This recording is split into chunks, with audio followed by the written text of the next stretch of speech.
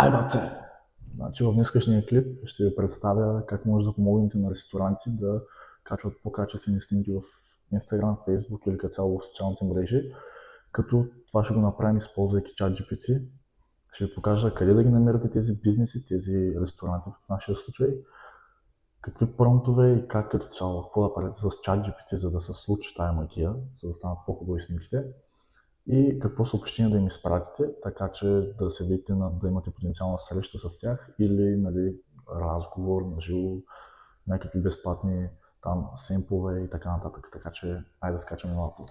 И след което, както виждате, получаваме една много по-качествена снимка и тя няма нищо общо с тази първата, която сме качили в случая. Предполагам се можете да видите разликата, всичко просто и яркостта, светлината, всичко е изпипано. И тук можем да няма. Така, след което влизаме в ChatGPT и поставяме снимката, която сме копирали и оттам нататък поставяме следния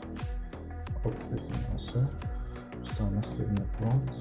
Превърнем тази снимка в професионален кадър на ниво Мишелин, показваш също точно ястие. Ресторантът иска да я използва за маркетингови цели. След което изчакваме да видим нашия велик ChatGPT какво ще ни скара.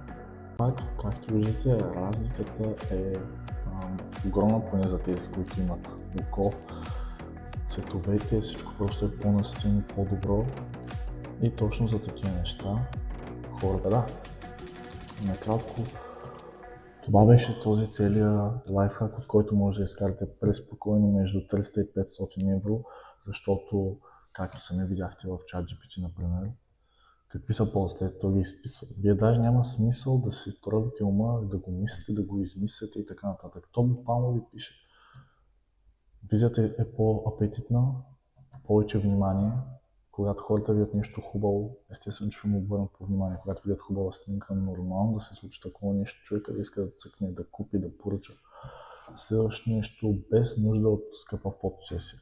Буквално има ресторанти, които дават на съдържание. Видяхте, буквално за 5-6 минути нещо от този сорт.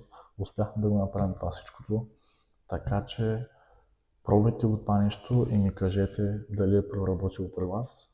И да, до следващия клип. Айде, узмате!